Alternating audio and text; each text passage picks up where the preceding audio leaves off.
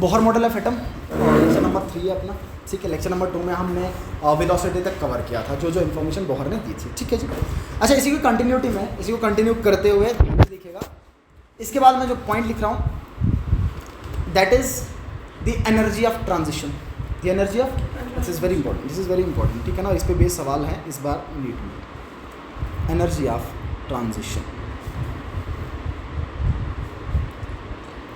अच्छा, मान लीजिए आपके पास ये this is the nucleus and let's say this is some N1 sub shell या N1 shell and let's say this is some N2 shell. What is N1? N1 is the ground state. N1 is the, what is N2? Excited state. N1 is low energy level, N2 is higher energy level. N2 is higher energy level, ठीक है। मुझे बताइए इस N1 का energy कितना होगा sir? N1 का energy E1 और N2 का एनर्जी E2, N2 का एनर्जी, ठीक है। अच्छा, ये गैप कितना है इनके बीच का सर? इनके बीच का जो एनर्जी गैप होगा that is nothing but del E, right और रॉन्ग? ये कितना हो जाएगा? डेल ई हो जाएगा, ठीक है। अब मुझे ये बताइए किन्हीं भी दो एनर्जी लेवल्स के बीच में अगर इलेक्ट्रॉन ट्रांजिशन करे, किसी भी हाई एनर्जी से लो में आए या किसी भी लो से हाई में जाए, तो उनके बीच का एनर्जी गैप डेल ई, उनके बीच का energy gap that is equal to E2 minus E1, वो higher energy minus lower energy, E2 minus E1। तो मैं लिखूंगा यहाँ पे del E will be equal to E2 minus E1, ठीक है। हाँ, मुझे बताइए एनर्जी किसके बराबर सर? एनर्जी बराबर E0 into Z square upon N square, सही है। तो मैं ऐसा लिखूंगा, देखना ज़रा ध्यान से, del E is equal to, this is equal to E0 into Z square upon N. लेकिन मैं एक ही एटम की बात कर रहा हूँ सर। अगर मैं एक ही एटम की बात कर रहा हूँ तो मैं सिर्फ जेड स्क्वेयर लिखूंगा, Z1 Z2 नहीं लिखूंगा। लेकिन हाँ, शेल नंबर बदल रहा है, बताइए अगर शेल नंबर बदल रहा है, यहाँ पे E2 है तो मैं क्या लिखूंगा? दिस इज N2 का स्क्वायर, ठीक है, N2 का माइनस, ये बताइए E0 इंटू अपॉन N1 का स्क्वायर, N1 का, ठीक है। ऐसा लिख दिया मैंने, सही बात, ऐसा लिख दिया मैंने, ठीक है। अब वैल्यू पुट करूंगा, इसको सॉल्व करके डेली का एक इक्वेशन बनाएंगे। बताइए del E will be equal to, अच्छा E0 किसके बराबर? आप वैल्यू पुट कर लीजिए जूल पर एटम का। बताइए जूल पर एटम में वैल्यू कितना होता है? बताइए E0 का वैल्यू जूल पर एटम में कितना? माइनस, ये बोझ बनेगा आपके लिए, ठीक है। So E0 is equal to minus 2.18 into 10 raise to minus 18 joules में लिख रहा हूँ, minus 2.18 into 10 raise to minus 18, सामने क्या आएगा? जेड स्क्वेयर अपॉन N2 का स्क्वायर, ठीक है जी। माइनस फॉर्मूले का, बताइए इसकी जगह पे फिर से वैल्यू क्या डालेगा? E0 का माइनस 2 इंटू 10 की power minus 18 into Z square, सही है ना, into Z upon N1 square, upon N1। अब इसको देखते हुए मुझे ये बताओ क्या इनमें से कुछ चीज़ें कॉमन निकलेंगी? पहले तो मैं माइनस से अंदर मल्टीप्लाई कर देता हूँ, बताइए ये वाली वैल्यू क्या हो जाएगी? प्लस हो जाएगी। अब बताओ इनमें से कुछ कॉमन निकलेगा क्या? हाँ बिल्कुल, क्या क्या कॉमन निकलेगा? एक तो जेड स्क्वायर और दूसरा ये पूरा वैल्यू, तो बताइए del E is equal to, ये वैल्यू मैं कॉमन निकालता हूँ, that is 2.18 into 10 raise to minus 18 और साथ में जेड स्क्वायर।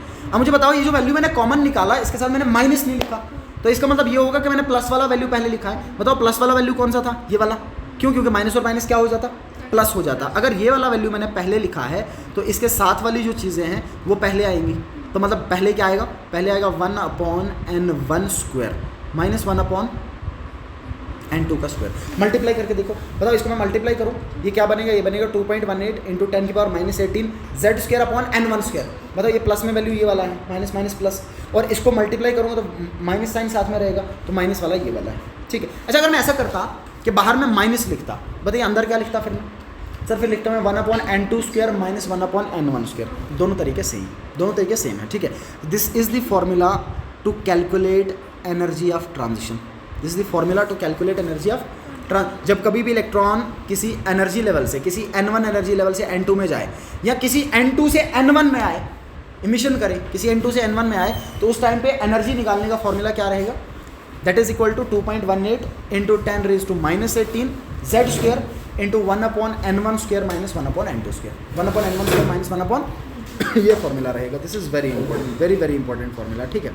अच्छा, अब देख लीजिएगा, अब मुझे बता दीजिए अगर मेरे को वेवलेंथ निकालना, क्या निकालना है? वेवलेंथ। ध्यान सुनिए, मुझे बताइए एनर्जी किसके बराबर? प्लैंक्स में आपने ये पढ़ा था sir, we know we know E is equal to h nu या E is equal to h C upon lambda, E is equal to h C upon, so this del E is equal to h C upon lambda, इसके बराबर। तो मुझे बताइए ये जो del E है ये इसके बराबर है, तो मैं क्या करूँगा, डेल ई की जगह पे ये वैल्यू पुट करूँगा, एच सी अपॉन लेमडा वाला वैल्यू। बताओ क्या बनेगा, ये इक्वेशन क्या बनेगा, equation number first, equation first क्या बनेगा सर, इक्वेशन फर्स्ट बनेगा H C upon lambda is equal to, आगे क्या लिखूँगा, 2 पॉइंट इंटू 10 की पावर सामने into 1 upon n1 square minus 1 upon n2 square. बहुत अच्छा, ऐसा ही ठीक है। अच्छा मैं क्या कर लेता हूँ, मेरे को लेमडा निकालना है, मैं क्या करूँगा, यहाँ से 1 अपॉन लेमडा डिवाइड में चल रहा है लेमडा, मैं 1 अपॉन लेमडा को यहीं पर रखता हूँ, ठीक है, तो मैं रखता हूँ 1 अपॉन लेमडा को यहीं पे। बताइए ये जो एच सी है, अगर इस एच सी को मैं इधर लेके आऊँ तो कहाँ जाएगा, डिवाइड में जाएगा। बहुत अच्छे, तो ये क्या बन जाएगा सर, ये बराबर हो जाएगा 2.18 इंटू 10 की power divided by H C, divided by H C into, अच्छा कभी कभार एनसीईआरटी भी जेड लिखता नहीं है, इसका क्या मतलब है, इसका मतलब हाइड्रोजन की बात कर रहा है, किसकी बात कर रहा है, क्योंकि हाइड्रोजन के लिए 1 होता है, ये बन गया। अच्छा ये वैल्यू ऊपर आपको देखने को मिल रहा है कांस्टेंट वैल्यू, नीचे डिवाइड में एच, एच का वैल्यू कांस्टेंट 6.6 इंटू 10 की पावर माइनस 34, सही है।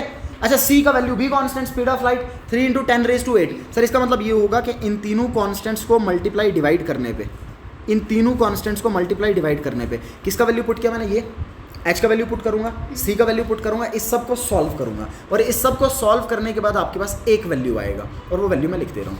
सो this will be equal to 1 upon lambda is equal to, ये वैल्यू आएगा 109678, कितना आएगा 109678। कैसे आया, जो ऊपर एनर्जी का वैल्यू ई नॉट का वैल्यू था वो पुट किया, डिवाइड में एच का वैल्यू पुट किया, सी का वैल्यू पुट किया, सॉल्व करने के बाद ये वैल्यू आया। आपको सॉल्व नहीं करना, डायरेक्टली याद रखिएगा, इनटू सामने क्या है, और इधर 1 upon n1 square minus 1 upon n2 square, 1 upon n1 square minus 1 upon n2 square, ठीक है। This is the formula to calculate lambda, where this constant value that is 109678 is known as Rydberg constant। इसको क्या पढ़ते हैं, Rydberg constant, this value is known as Rydberg constant, ठीक है ना, this value is known as RH, hydrogen के लिए अगर मैं लिखूँ, अदरवाइज R से लिख सकते हैं आप, ठीक है ना, this is called Rydberg constant, Rydberg constant, ठीक है जी। अच्छा लेमडा का यूनिट क्या होता है सर, लेमडा का यूनिट होता है डिस्टेंस का जो यूनिट होता है मीटर सेंटीमीटर, ठीक है ना। अच्छा यहाँ पे 1 अपॉन लेमडा आ रहा है, क्या आ रहा है, तो बताइए यूनिट क्या बनेगा यहाँ पे, ये बनेगा सेंटीमीटर इनवर्स, पर्टिकुलरली जब वैल्यू ये हो, जब वैल्यू ये हो तो तब सेंटीमीटर इनवर्स में। अच्छा आपको लेमडा निकालना है, आप क्या करेंगे, ये फॉर्मूला पुट करेंगे, इस फॉर्मूला को पुट करने के बाद आपको 1 अपॉन लेमडा मिलेगा, और अगर आपको लेमडा चाहिए तो फिर क्या करना पड़ेगा, इसको रेसिप्रोकल करना पड़ेगा नहीं, इसको रेसिप्रोकल करना। अच्छा मुझे बताइए 1 अपॉन लेमडा किसके बराबर, वेव नंबर के बराबर, किसके बराबर, तो इसका मतलब ये जो 1 अपॉन लेमडा है ये वेव नंबर के बराबर है, V bar is equal to 1 upon lambda and that is equal to RH Z square into 1 upon n1 square minus 1 upon n2 square, ठीक है। So V bar is equal to 1 upon lambda and that is equal to RH for hydrogen, hydrogen के लिए लिखूँ तो फिर Z लिखने की जरूरत नहीं पड़ती है, लेकिन फिलहाल लिख लेता हूँ मैं, ठीक है ना, अदरवाइज Z लिखने की जरूरत नहीं पड़ती है। तो कितना आ जाएगा n1 square minus 1 upon n2 square, ठीक है। इस फॉर्मूला से आप वेव नंबर और वेवलेंथ निकाल सकते हैं, क्या निकाल पाएंगे आप, वेव नंबर और वेवलेंथ, वेव नंबर और ये ध्यान में रखिएगा, ठीक है ना, this is very very important formula, it's very very important formula, ठीक है। हल्का सा सवाल एक दे रहा हूँ, जरा बताइएगा, RH के टर्म्स में लिखिएगा, कैलकुलेट मत कीजिएगा, ठीक है ना। अच्छा मुझे बताइए, मान लीजिए मैं ऐसा बोल दूँ आपको, if electron undergo transition from n is equal to 5 to n is equal to 2, electron कहाँ से कहाँ आ रहा है, n इज इक्वल टू 5 से n इज इक्वल टू, बताइए इसमें ग्राउंड स्टेट क्या है 2, एक्साइटेड स्टेट क्या है 5 है, ठीक है ना। Calculate lambda in terms of RH, ठीक है, Rydberg का हाइड्रो, अब कोई एटम मेंशन नहीं किया मैंने, तो मतलब हाइड्रोजन की बात कर रहा है, किसकी बात कर रहा है, हाइड्रोजन की, ठीक है। लगाइए बताइए क्या बनेगा, बताइए 1 upon lambda is equal to RH into Z square, लिखने की जरूरत नहीं है, हाइड्रोजन के लिए 1 होता है, आगे कितना आएगा 1 अपॉन n1 स्क्वायर, बताइए n1 कितना है, ग्राउंड स्टेट कितना है 2, कितना आएगा 2 का स्क्वायर माइनस 1 अपॉन 5 का स्क्वायर, ठीक है ना, n2 इज 5, सो 5 का स्क्वायर आ जाएगा, ठीक है जी। So 1 upon lambda will be equal to RH into 1 upon 4 minus 1 upon 25, ठीक है जी। बताइए 1 upon lambda is equal to, cross multiply कर लीजिए, बताइए कितना बनेगा, 25 माइनस 4 डिवाइडेड बाई 25 इंटू 4 100, और साथ में क्या आएगा, बताइए किसके बराबर, इसको माइनस कर लीजिए 21 अपॉन और साथ में क्या आएगा आर एस, ठीक है। लेकिन ये तो 1 अपॉन लेमडा आया, आपने को क्या चाहिए था, सो लेमडा किसके बराबर, अगले का रेसिप्रोकल कर दीजिए, सो 100 अपॉन 21 और साथ में आर एस का वैल्यू पुट कर देंगे, दैट इज़ 109678, आंसर सेंटीमीटर में मिलेगा, किस में मिल जाएगा, सेंटीमीटर में आंसर मिल जाएगा, ठीक है। This is very important. इसी में एक और सवाल, इसी में एक और सवाल, ये जो मैंने लिखा इसी में एक और सवाल। मान लीजिए ये जो आपका न्यूक्लियस था, ये जो आपके शेल चल रहे थे, ठीक है, ये 1 2 3 4 5, अब मैंने ये कहा आपको कि n = 5 से लेके n = 2 में इलेक्ट्रॉन आ रहा है, हायर एनर्जी लेवल 5 और लोअर एनर्जी लेवल 2, इलेक्ट्रॉन का ट्रांजिशन देखने को मिल रहा है 5 से कहाँ पे, अब मुझे बताइए जब इलेक्ट्रॉन 5 से 2 में आएगा, जब इलेक्ट्रॉन 5 से ट्रांजिशन करेगा, सर कितनी तरह के वेवलेंथ ये इमिट कर सकता है, दिस इज़ वेरी इंपॉर्टेंट। जब इलेक्ट्रॉन ऊपर से नीचे आएगा ये एनर्जी छोड़ेगा, बोहर के पोस्टुलेट के अकॉर्डिंग, जब कभी इलेक्ट्रॉन लो एनर्जी लेवल से हाई में जाता है तो एनर्जी अब्जॉर्ब करता है, और जब कभी भी हाई से लो में आता है तो एनर्जी रेडिएट करता है। बताइए ये 5 से 2 में आ रहा है, 5 से, अब ये क्या करेगा, ये एनर्जी इमिट करेगा किस फॉर्म में, EMR के फॉर्म, फोटॉन्स की फॉर्म में, किस फॉर्म में, और उन फोटॉन्स का अपना एक पर्टिकुलर वेवलेंथ होगा। सर कितनी तरह के डिफरेंट वेवलेंथ्स को ये इमिट कर सकता है, जब ये 5 से 2 में आएगा, those are known as spectral lines, those are known as, ये आपको ग्राफ पे देखने को मिलेंगी, स्पेक्ट्रम में देखने को मिलेंगी, स्पेक्ट्रम में कलर्ड फॉर्म में देखने को मिलेंगी, those are known as spectral lines. Spectral lines का मतलब जब इलेक्ट्रॉन किसी हायर एनर्जी लेवल से लोअर एनर्जी लेवल में आए, उस टाइम पे इमिट करता है डिफरेंट वेवलेंथ के फोटॉन्स को, वो जो डिफरेंट वेवलेंथ के फोटॉन्स को ये इमिट करता है उनको हम पढ़ते हैं स्पेक्ट्रल लाइंस। क्या पढ़ लेते हैं, तो अब मैं ये बता रहा हूँ आपको कि नंबर ऑफ स्पेक्ट्रल लाइंस अगर आपको निकालनी है, very important, number of spectral lines, एक तो आप डायरेक्टली निकाल सकते हैं, एक तो फॉर्मूला लगा के, ठीक है। डायरेक्टली देखिएगा, अब मुझे बताइए जब 5 से 2 में इलेक्ट्रॉन आ रहा है तो किस किस रास्ते से आया होगा, अगर 5 से 2 में आ रहा है तो किस किस रास्ते से आया होगा, सर पहला रास्ता तो ये होगा कि मान लीजिए 5 से 4 में आया, ठीक है, या 5 से 3 में आया, या 5 से डायरेक्टली ऐसा, ठीक। अच्छा दूसरा 4 से फिर 3 में, एंड रिजल्ट 2 पे रुकना चाहिए, ये 2 पे कहाँ पे रुकना चाहिए, तो क्या क्या रास्तों से आ सकता है वो देखिएगा, ठीक। 4 से 3 में आया, या 4 से फिर 3 से 2 में आया, बताइए कितने तरह के डिफरेंट पाथवे इसने फॉलो किए, 6, तो इसका मतलब कितने डिफरेंट वेवलेंथ ये इमिट कर सकता है, 6, और वो जो 6 डिफरेंट वेवलेंथ ये इमिट करेगा, जब यहाँ से निकलेगा तो क्या इमिट करेगा, 6 डिफरेंट वेवलेंथ, मान लीजिए 1 2, या लाइन की फॉर्म में बना लेता हूँ, इस तरीके से बना लेता हूँ, ऐसा ऐसा देख लेना, ये 6 डिफरेंट वेवलेंथ ये इमिट करेगा, this is 1 2 3 4 5 6, these are spectral lines, this photograph is spectrum, this photograph is spectrum, this is spectrum, ठीक है जी 6। अच्छा इन्हीं को निकालने का एक फॉर्मूला मैं डायरेक्ट लिख देता हूँ, number of spectral lines is equal to n2 minus n1 plus 1 n2 minus n1 upon 2, ये डायरेक्ट फॉर्मूला है इसको निकालने का, where n2 is excited state, n1 is ground state, कीजिए पुट, ज़रा पुट करके बताइए n2 क्या था 5 माइनस n1 क्या था plus n2 minus n1 divided by 2, यही था, बताइए कितना आएगा, लीजिए सॉल्व कर लीजिए इसको, कितना आ जाएगा, शाबाश, ये कितना आएगा 4 आएगा, सही है ना, n2 ये कितना आएगा डिवाइड में 12/2, दैट इज इक्वल टू 6, कितने आ जाएंगे 6 आ जाएंगे, बहुत अच्छे 6 आ जाएंगे, बहुत बढ़िया, ठीक है जी। अब देखिए, अब मुझे एक और चीज़ मुझे साथ साथ में ये बताइए, एक चीज़ मुझे ये बताइए, मान लीजिए ये मैंने एनर्जी लिखा हुआ है, ध्यान से सुनिएगा, अब मैं आपको ये बोल दूँ कि इलेक्ट्रॉन ट्रांजिशन कर रहा है, हाइड्रोजन स्पेक्ट्रम इन्वॉल्व नहीं, अदरवाइज ये और डिटेलिंग हो जाता है, सिलेबस का पार्ट नहीं, मैं फोकस भी नहीं करूँगा, ठीक है ना। अच्छा ये जो आपके पास सबशेल, ये जो मैंने एनर्जी लेवल दे रखे हैं, मुझे बताइए अगर इलेक्ट्रॉन किसी इन्फिनिटी शेल से आए और किसी फर्स्ट ग्राउंड में आए, यहाँ से लेके कहाँ पे आ रहा है, इस फर्स्ट ऑर्बिट में, ठीक है ना, और दूसरा केस मैं ये पकड़ लेता हूँ कि इलेक्ट्रॉन किसी दूसरे शेल से आ रहा है फर्स्ट शेल में, सही है।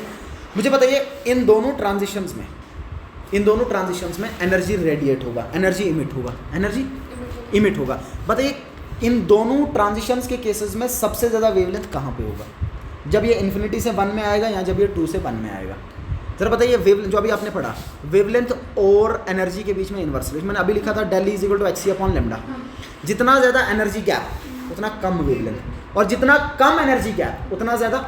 मुझे बताइए इन्फिनिटी से मैं पहले वाले में आ रहा है, एनर्जी गैप कितना है? बहुत ज़्यादा। सर अगर एनर्जी गैप बहुत ज़्यादा तो लैम्डा बहुत। अच्छा ये बताइए जब 2 से 1 में आ रहा है एनर्जी गैप कम है, एनर्जी गैप कम है, उस टाइम पे लैम्डा ज़्यादा। इन दोनों को अगर मैं कंपेयर करूँ, ठीक है, इसका मतलब जितना डेली ज़्यादा उतना कम वेवलेंथ का इमिट होगा, और जितना डेली कम उतना ज़्यादा वेवलेंथ का इमिट होगा। ठीक है जी, तो आंखें खोलिएगा ध्यान से और आंसर कीजिएगा। मैं सवाल करने वाला हूँ, बहुत सारे इजी सवाल है, कुछ अच्छे भी मिलेंगे। ठीक, आंसर कीजिएगा, बताइए 1 by 1।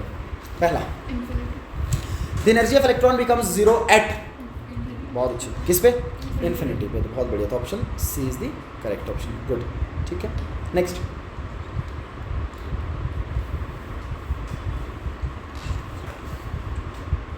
ये बहुत इंपॉर्टेंट, इसमें नहीं फंसना। किस ट्रांजिशन के लिए सबसे हाई एनर्जी वाला फोटोन इमिट होगा? एनर्जी गैप देखना है, बस एनर्जी गैप देखना है और कुछ नहीं, ठीक है ना, एनर्जी गैप देखना है। बताइएगा ध्यान से सुनना। 5 से 4, यहाँ पे 4 से 2, यहाँ पे 3 से 2, ठीक है। अब देखिएगा, मैंने कल जब ये बनाया था ना, मैंने इसी सीक्वेंस में इसको लिखा था। मैंने ये कहा था कि आप एनर्जी गैप देखेंगे, एनर्जी गैप आपका पहले और दूसरे के बीच में बहुत ज़्यादा होगा, पहले और दूसरे के बीच में। इसका मतलब पहले और दूसरे के बीच में जब ट्रांजिशन होगा तो हाई एनर्जी वाला फोटोन निकलेगा और उसका वेवलेंथ कम होगा, जो मैंने अभी बताया आपको, ठीक है। तो कौन सा आ जाएगा? ए। n = 2 से n = 1 नहीं था। अदरवाइज बच्चे को ऐसा लगता है कि 4 से 2 में आ रहा है तो ये गैप भी थोड़ा ज़्यादा लग रहा है, लेकिन सर इसमें एनर्जी उतना नहीं है जितना 1 और 2 में है। जितना 1 और 2 में -13 12 और ऊपर 328 आया था, कितना ज़्यादा डिफरेंस था। बाकी में तो बेचारा आधा हो रहा था जनरली, ठीक है ना। ये वाला आंसर बन जाएगा आपका, ठीक है जी। बताइए, इलेक्ट्रॉन जंप कर रहा है 5वें से पहले में, स्पेक्ट्रल लाइंस बतानी है आपको। लगाइए फॉर्मूला मेरे साथ, बताइए क्या आएगा formula number of spectral lines का? Sir number of spectral lines is equal to n2 minus n1 plus 1 into n2 minus divided by 2। बहुत अच्छा, ठीक है, कीजिए पुट। बताइए n2 कितना? Minus plus into 5 minus divided by 2, -1 + 1 cancel, ये बचा 5। आगे कर दीजिए, 5 में से एक कम, कितना बचा? 4, 5 4 20, 20/2 दैट इज इक्वल टू, क्या आंसर बन जाएगा? 10 स्पेक्ट्रल लाइन्स। कितने? 10 स्पेक्ट्रल लाइन्स, ठीक है जी। बढ़िया, नेक्स्ट,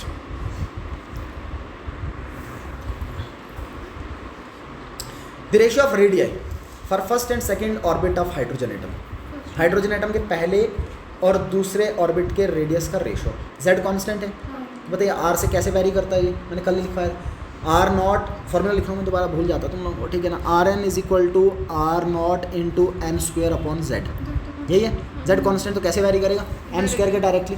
बताइए, मैं लिखूँगा r1/r2 = n1² बहुत अच्छे, n2 का स्क्वायर, ठीक है। r1/r2 फर्स्ट और सेकंड का पूछा है, किसके बराबर आएगा? n1², दैट मीन्स 1 का बटा 2 का शेयर, ठीक है। कितना आ जाएगा? 1:4, 1/4 दैट इज 1:4, कितना आ जाएगा? 1:4 आ जाएगा, ठीक है। यहीं से सवाल पूछ रहा हूँ, साथ में आंसर करना, ठीक है। मान लीजिए मैं ऐसा बोल दूँ, मैं आपको ऐसा बोल दूँ कि हाइड्रोजन है, हीलियम है इस फॉर्म में, और लिथियम है इस फॉर्म में, सब सिंगल इलेक्ट्रॉनिक। मुझे बताइए इन तीनों के रेडियस का क्या रेशो होगा इनके पहले ऑर्बिट के लिए? मतलब इसका वैल्यू भी, n का वैल्यू इधर भी कितना, तो इनका रेशो बताना है रेडियस का। अब किस पे डिपेंड करेगा? सिर्फ z पे। किस पे डिपेंड करेगा? और कैसे डिपेंड करेगा? इनवर्सली। कैसे डिपेंड करेगा? तो बताइए, इसका r कितना आ जाएगा इसके बराबर? इसका r1, इसका कितना आएगा? ये भी कांस्टेंट, n भी कांस्टेंट, तो डिवाइड में z आया ना, कितना आ जाएगा? 1/1 दैट इज 1, ठीक है। इसका कितना आएगा? 1/2, इसका कितना आ जाएगा? सही है ना, z इनवर्स में चल रहा है। अब बताइए सिंपल रेशो कितना आएगा? इसको रेशो कर लीजिए, सिंपल कितना आ जाएगा? बताइए, इसको सिंप्लीफाई करो, कितना आएगा?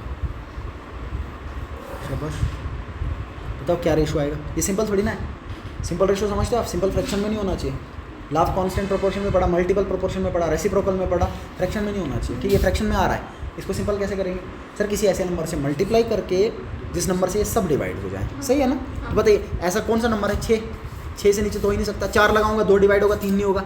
6 लगाऊंगा 2 भी डिवाइड होगा, 3 भी डिवाइड होगा, ठीक है ना। तो बताइए मैं क्या लिखूंगा? इस सबको मल्टीप्लाई करूंगा, जब सबसे मल्टीप्लाई करूंगा 6 से, या कितना आएगा? 6 × 1 is to 6 divided by 2 that is equal to 6 divided by 3 that is equal to this will be the ratio 6:3:2 6:3:2 ये रेशो बनेगा। बथेरे सवाल बन सकते हैं, बस अब देखिए किस किस तरीके से आपको सॉल्व करना है, इतना आना चाहिए आपको। बताइए next, which of the following is not an assumption of Bohr model. Bohr model में इनमें से कौन सी बात सही नहीं है?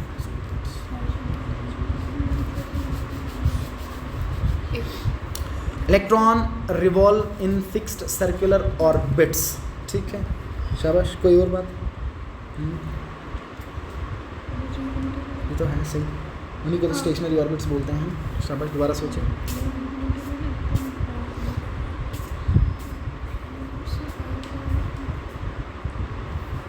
लोअर से हायर जाएगा तो एब्जॉर्ब होगा। ठीक, okay okay. B, energy is emitted when electron jumps to higher. नीचे से ऊपर जाने पे कहाँ इमिट करता है? तो एब्जॉर्ब करता है। क्या करता है? ये तो गलत बात है ना।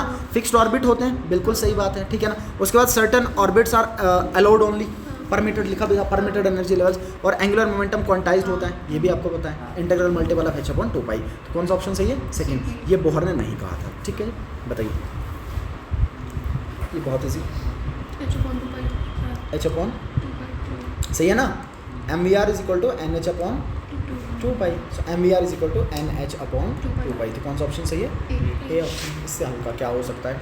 ये आ गया नीट 2024 का सवाल। बताइए बताइए बताइए कैसे करेंगे? शाबाश।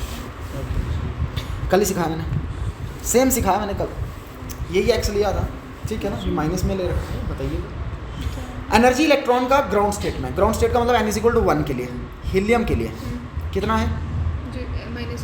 कहता बताइए एनर्जी इलेक्ट्रॉन का n इज इक्वल टू 2 के लिए फर्क। मुझे बताइए, एटम भी डिफरेंट है, इनके ऑर्बिट नंबर भी डिफरेंट है, कैसे एनर्जी कंपेयर होता है? मैंने कल फार्मूला लिखा था, अगर आपको ध्यान में हो, E1। पहले मैं जनरल फार्मूला लिख लेता हूँ, अगर आपको ध्यान में ना आए। जनरल फॉर्म क्या था? En is equal to E0 into Z² upon. अब बताइए, दोनों चीज़ें डिफर कर रही हैं, तो क्या फार्मूला बनेगा? ये बनेगा E1 upon E2 is equal to, जो डायरेक्टली है वो डायरेक्टली, तो ये बनेगा Z1² अपॉन, बहुत अच्छा, Z2 इंटू इन्वर्सली वाले में N2² अपॉन, किया था कल, कर दीजिए वैल्यूज पुट, समझ में आ जाएगा, ठीक। E1 किसको रखना चाह रहे हैं? हीलियम को, तो रख लीजिए, हीलियम को रख लीजिए। E1 कितना दिया? -x दिया है ना। अच्छा, फिर E2 निकालना पड़ेगा आपको, इज इक्वल टू, बताइए Z1 किसका? फिर अगर E1 हीलियम लिखा तो Z1 भी हीलियम का। बताइए हीलियम का एटॉमिक नंबर कितना कितना आएगा? डिवाइडेड बाई, फिर Z2 किसका आएगा? बेरिलियम का। बताइए बेरिलियम का कितना होता है? तो 4 का मल्टीप्लाई बाई N2²। 2 किसके लिए रख रहे हैं? बेरिलियम। N2 कितना दिया है? 2, कितना आएगा? 2 का स्क्वायर डिवाइडेड बाई N1 कितना दिया है? 1 का। बताइए 2 का स्क्वायर 2 का स्क्वायर 16, और ये 4 का स्क्वायर 16, मतलब ये सब का सब कैंसिल, सब का सब। तो बताइए -x upon E2 is equal to 1 के बराबर, रेसिप्रोकल कर दीजिए। E2 कितना आ जाएगा?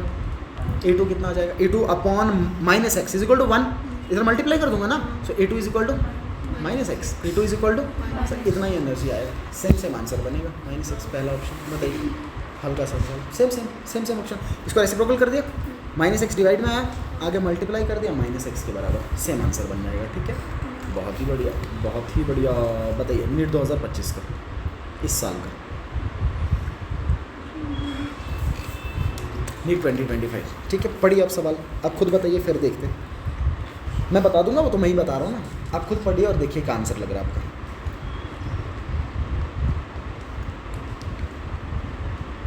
लगाइए, जो पेन लगाना चाह रहे लगा लो, जो कॉपी लगाना चाह रहे लगा लो, ऐसे देखना चाह रहे तो देख लो। बताइए क्या आंसर करेक्ट होगा।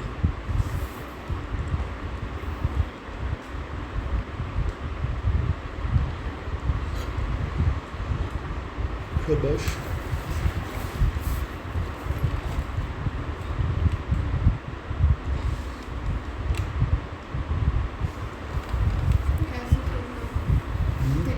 देख के नहीं होगा, सही है ना, कैलकुलेट करके होगा, ऑब्वियस सी बात है। हाँ, कहीं ना कहीं एक ऐसा मान लीजिए आप इस पे पहुंच सकते हैं, रेडियस आंसर पे पहुंच सकते हैं। मैं बताता हूँ कैसे। आप सिर्फ रेडियस देख लीजिए, काम हो सकता है वहाँ से, हो सकता है आप ऑप्शन काट पाओ। देखो कैसे, मुझे बताइए आपको रेडियस निकालना है किसके लिए? और लिथियम किन ऑर्बिट्स के लिए? ठीक है, तो N1 है, सही है ना, N1 के बराबर है। मुझे बताइए अगर मैं हीलियम का निकालूँ, और दे भी रखा किस में निकालना है? पिकोमीटर में वैल्यू दे रखा है, ज़रा बताइए R1 किसके लिए? हीलियम प्लस के लिए, किसके बराबर आएगा? R0, जिसका वैल्यू कितना दिया है? इंटू एन का स्क्वायर, दैट मीन्स 1 का अपॉन जेड। जेड कितना होता है हीलियम का? 2, मतलब इसका आधा। बताइए 52.9 का आधा कितना? 26। तो कहीं ना कहीं आपको आंसर में देखने को मिलेगा, तो मैं लिखूंगा 26.4। यह है किसका? हीलियम का। अब मुझे बताइए R1 किसका? लिथियम +2 का, किसके बराबर? 52.9 इंटू 1 फर्स्ट ऑर्बिट के लिए square divided by Z value कितना है इसके लिए? 3। तो कितना आ जाएगा? डिवाइड कर दीजिए 3 से, कितना आ जाएगा? 17 के आसपास, ठीक है ना? दे रखा है इस ऑप्शन, देख के पता चल जाएगा। 17.6, 17. अब मुझे बताना, कॉरस्पॉन्डिंग में देखना, रिस्पेक्टिवली देखना, एनर्जी और रेडियस। दूसरा रेडियस लिखा है और रेडियस आपने निकाल लिया। हीलियम का आएगा 26 और लिथियम का आएगा 17, ठीक है ना? हीलियम का 26 और लिथियम का, मतलब पहले 26 लिखना होना चाहिए फिर 17, ठीक है? इसमें पहले 17 लिखा है फिर 26 लिखा है, गलत हो गया, काट दिया मैंने ऑप्शन, ठीक है ना? आइए इस वाले पे, पहले 26 फिर 17 पॉसिबिलिटी है, फिर 17 26 लिखा है, काट दिया मैंने। 1-2 ऑप्शन तो मैंने वैसे ही काट दिया, ठीक है ना? अच्छा अगले वाले में 17 ये तो वैसे ही कट गया, कुछ करने की जरूरत नहीं पड़ी मुझे। अगर बच्चा ऐसे सोचेगा कि मैं कैलकुलेटर लगा के बहुत भारी भारी चीज़ें करूँ तब आंसर निकलेगा, नहीं लगाया हमने। आपको एनर्जी देखनी नहीं थी, इससे काम हो जाता, वो क्यों देखना था? आपको ऑप्शन चाहिए ना, आपको सिर्फ ऑप्शन चाहिए था, आपको थोड़ी ना करना कैसे किया था। ऑप्शन चाहिए तो बात खत्म हो गई। तो कौन सा ऑप्शन मैच करेगा? B option. बाकी देखने की जरूरत नहीं पड़ी, एनर्जी निकाल लीजिएगा फिर आंसर मैच कर जाएगा, इसमें दिक्कत नहीं है, ठीक है ना? ये हो जाएगा सिंपली। बताइए नीट 2025 दूसरा सवाल बहुत से ये करेगा, वो भी है खतरनाक। रेशियो ऑफ वेवलेंथ्स, जब इलेक्ट्रॉन हाइड्रोजन में ट्रांजिशन करेगा, एक तो 2 से 3 और दूसरा 4 से। बताइए कैसे वेवलेंथ निकलता है ट्रांजिशन के टाइम पे? अभी मैंने ऊपर लिखा था 1/λ = RH into Z square into 1/n1 square minus 1/। पहले इसके लिए निकालेंगे फिर इसके लिए निकालेंगे फिर रेशो निकालेंगे, आंसर बन गया एकदम से, ठीक है? बताइए पहले वाले के लिए 1/λ कितना आ जाएगा? RH वैसे ही रखूंगा, पुट मत करना क्योंकि रेशो निकालना है तो ये कांस्टेंट कैंसिल हो जाता है खुद ब खुद। अच्छा हाइड्रोजन की बात कर रहा था, Z1 होगा, मैं नहीं लिखूँ Z1, कितना आएगा ब्रैकेट में 1/n1 स्क्वायर, n कितना? माइनस 1/3 का स्क्वायर लिखा मैंने, ठीक है जी। इस साइड में लेके चलता हूँ दूसरा वाला। बताइए यहाँ पे 1/λ किसके बराबर? लैम्डा जो चल रहा है अपना, ठीक है? RH इंटू 1/n1 स्क्वायर 4 का स्क्वायर माइनस 1/6 का स्क्वायर, सही है जी, ठीक है। आइए इस साइड, बताइए ये कितना हो जाएगा? 2 का स्क्वायर 4, 3 का स्क्वायर 9, ये आएगा 9 - 4 आएगा। 9 - 4 कितना हो जाएगा? 9 - 4 हो जाएगा 5 के बराबर आएगा ना? मैं ऊपर 5 लिख के चलूँ डायरेक्ट, आपको पता चल गया, ठीक है? डिवाइडेड बाई कितना आएगा? 9 × 4, 9 × ऐसे ही रखो, कुछ मत करो, ऐसे रखो, कोई दिक्कत नहीं है। रेशो निकालना खुद ब खुद कैंसिल होना है, आपने आपके लिए टफ मत करो, ऐसे ही रखो, अदरवाइज 36 लिख सकते हो, इसमें कोई दिक्कत नहीं है, ठीक है ना? अच्छा ये ऐसे रख लिया मैंने। अब बताइएगा अगले वाला, बताइए अगले वाला कितना आ जाएगा? ज़रा बताइए अगले वाले को सॉल्व करके। 1/λ = RH इंटू ये 6 का स्क्वायर 36 और ये 16, सही है ना? फिर ये इधर आएगा 36 और ये माइनस हो जाएगा 16। बताइए 36 में से 16 निकालिए, 20 बचेगा ना? तो मैं ऊपर कितना लिख लूँ? डिवाइडेड बाई, डिवाइड में कितना आएगा? 16 × 36, 16 × 36 आएगा। देखिए ये भी कितना आ रहा है? 9 × 4 36। अब रेशो निकालेंगे, खुद ब खुद अपने आप को कट करेगा, इसको मल्टीप्लाई करने की जरूरत नहीं है, टफ मत करना अपने लिए, ठीक है ना? अगर बच्चा टफ कर लेता है कैलकुलेशन में गड़बड़ हो जाती है, ठीक? अब दोनों का रेशो, दोनों का, तो बताइए 1/λ, ये लैम्डा 1 रख लो, इसको लैम्डा 2 रख लो, ठीक है ना? 1/λ1 या और इजी कर देता हूँ, इसको लिखने का तरीका ये भी होता है दैट 1/λ 2 कहाँ पे जा रहे थे हम? 3 and this is 1/λ 4 to 6, 1/λ 4 to, बताइए 1/λ 2 to 3 डिवाइडेड बाई 1/λ 4 to, ये तरीका एक। सर एक तरीका तो ये, दूसरा तरीका ये कि मैं यहाँ से सीधा लैम्डा निकालूँ, इसको रेसिप्रोकल कर दूँ, वो और इजी हो जाएगा, होगा नहीं होगा? क्योंकि इसको भी तो बाद में रेसिप्रोकल करना पड़ेगा, तो मैं क्या कर लेता हूँ, इसको ना लिख के और इजीली मैं ऐसा कर देता हूँ कि इसको रेसिप्रोकल कर देता हूँ। मतलब इसका रेसिप्रोकल करूँगा, लैम्डा आएगा, दैट इज लैम्डा 2 to 3 किसके बराबर हो जाएगा? ये ऊपर आएगा 9 4 अपॉन 5 और साथ में, सही है? आइए अगले वाले, बताइए अगले वाले में क्या बनेगा? अगले वाले में बनेगा लैम्डा 4 to 6 किसके बराबर? RH ऐसे ही इसको ऊपर लेके आऊँगा, कितना बनेगा? 36 × ठीक है 16 × 36 अपॉन और साथ में R। अब इन दोनों का रेशो निकालो और इजी हो गया। बताइए अब दोनों का रेशो निकाल लीजिए। सो अब हम निकालेंगे lambda 2 to 3 divided by lambda, ये कितना आएगा? डिवाइडेड बाई अपॉन साथ में क्या कट गया? RH ठीक है, अगले वाले को रेसिप्रोकल करूँगा, दिस इज 36 अपॉन इंटू, इसको ऊपर लेके जाओ 20 अपॉन 16 इंटू 36 और 36 कैंसिल, 5 4 जा 4 1 जा 4 4 जा, दैट इज़ 1/4 ऐसा ऑप्शन आपको देखने को मिलना चाहिए। बिल्कुल हाँ, देखिए ऑप्शन 4 में 1/4 दे रखा है, ठीक है ना। सो 1/4 करेक्ट ऑप्शन, 1/4 करेक्ट ऑप्शन आपको देखने को मिल जाएगा, ठीक है ना, जब ट्रांजिशन के टाइम पे, ठीक है जी। अच्छा, अब इस बोहर को डिस्कस करने के बाद आप देखेंगे बहुत सारे लिमिटेशन बोहर के रहे जो बोहर नहीं बता पाया, बहुत सारी ऐसी बातें जो बोहर नहीं बताया, आप खुद ब खुद बताओगे, ठीक है ना। बताइए, पहली बात जो बोहर के लिमिटेशन में आपको लगेगी वो इसके प्री रिक्विजिट में ही देखने को मिलती है। बोहर मॉडल किन इलेक्ट्रॉनिक पे स्पीशीज पे एप्लीकेबल है? सिंगल। मल्टीपल पे एप्लीकेबल? तो पहला लिमिटेशन खुद ये कि सिंगल इलेक्ट्रॉन स्पीशीज के अलावा किन्हीं पे एप्लीकेबल नहीं होगा। तो बताइए पहला लिमिटेशन क्या आएगा? लिमिटेशंस, मोटे मोटे पॉइंट्स लिखूंगा मैं, जल्दी खत्म हो जाएगा, ठीक है ना। लिमिटेशंस में पहला पॉइंट कि it is not valid for multi electron species. एक से ज़्यादा इलेक्ट्रॉन स्पीशीज़ के लिए एप्लीकेबल नहीं है, या एक ही के लिए एप्लीकेबल है, खुद लिमिटेशन, ठीक है जी। आइए आगे बताइए दूसरा। अब मुझे बताइए दूसरा, एंगुलर मोमेंटम इसके अकॉर्डिंग क्वांटाइज था और वो किसके बराबर था? mvr is equal to nh upon 2 pi, nh upon y not 3 pi, y not 4 pi, y not 5 pi, this is the limitation. क्यों 2 पाई? ऐसा नहीं बता पाया कि 2 पाई क्यों लिया मैंने, 3 पाई 4 पाई क्यों नहीं, ठीक है ना। So y mvr is equal to nh upon 2 pi, y not h upon 3 pi, y not h upon etcetera. ये भी क्या रहा इसका? लिमिटेशन। ये भी क्या रहा? लिमिटेशन, ठीक है जी। दूसरा लिमिटेशन। तीसरा लिमिटेशन बताइए मेरे को ध्यान से सुनते हुए, ठीक है। अच्छा, तीसरा लिमिटेशन इसका बहुत ज़बरदस्त लिमिटेशन, इसके अकॉर्डिंग, इस बोहर के अकॉर्डिंग, बोहर मॉडल के अकॉर्डिंग जो स्पेक्ट्रल लाइंस हैं, ये बहुत इंपॉर्टेंट बात है जो मैं बताने वाला हूँ, ठीक है ना। बताइए, जब कभी इलेक्ट्रॉन ट्रांजिशन करे किसी हायर एनर्जी लेवल से लोअर एनर्जी लेवल में, क्या एनर्जी इमिट करता है? फोटॉन्स को। उनको हम क्या पढ़ते हैं? हर एक अपने पर्टिकुलर वेवलेंथ के होते हैं, उनको स्पेक्ट्रल लाइंस पढ़ते हैं। क्या पढ़ते हैं?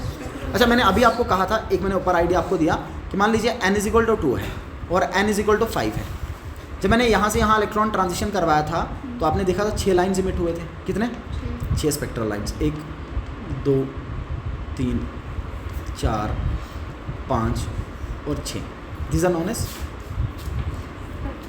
स्पेक्ट्रल, ठीक है, स्पेक्ट्रल लाइन्स। इनको क्या पढ़ते हैं सर? अगर इन स्पेक्ट्रल लाइंस को इलेक्ट्रिक फील्ड या मैग्नेटिक फील्ड से पास किया जाए, कहाँ से पास किया जाए?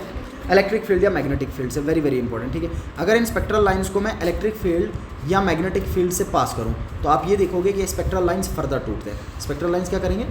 फर्दर टूटेंगे और टूट के छोटे छोटे और लाइन्स में कन्वर्ट हो जाते हैं। पहले ये कितने थे? 6। और जब ये मैग्नेटिक फील्ड या इलेक्ट्रिक फील्ड से पास हों, कहाँ से पास हों? ये मैग्नेटिक या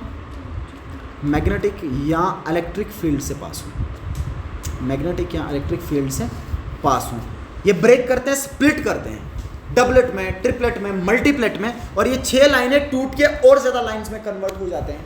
इसका मतलब ये होगा जो आगे इससे क्रॉस करने के बाद जो आपको लाइंस मिलेंगी वो इससे भी ज़्यादा मिलेंगी, ठीक है। मान लीजिए मैं इस तरीके से बना देता हूँ, कुछ इस तरीके से। अभी 6 थे, मैं 6 से ज़्यादा बना रहा हूँ, ओके, कुछ इस तरीके से। These are known as fine lines, these are known as fine lines और पतले लाइंस। या लाइन की फॉर्म में समझाना चाह रहा हूँ, otherwise these are nothing but wavelengths, these are nothing but wavelengths और फाइन लाइंस, ठीक है। बोहर को ये नहीं पता था कि स्पेक्ट्रल लाइंस को अगर मैग्नेटिक फील्ड से पास किया जाए या इलेक्ट्रिक फील्ड से पास किया जाए तो इनका स्प्लिटिंग होता है। इनका क्या होगा? बोहर को ये नहीं पता था, ये बोहर का लिमिटेशन है। अगर मैग्नेटिक फील्ड से पास किया जाए तो ये स्प्लिट करेंगे और इलेक्ट्रिक फील्ड से पास किया जाए तब भी। सर पर्टिकुलरली अगर मैग्नेटिक फील्ड लगाया जाए then splitting of spectral lines into fine lines is known as Zeeman effect, that is known as Zeeman effect. अगर मैग्नेटिक फील्ड से पास किया जाए और ये लाइन ब्रेक करें तो इसको हम क्या पढ़ते हैं?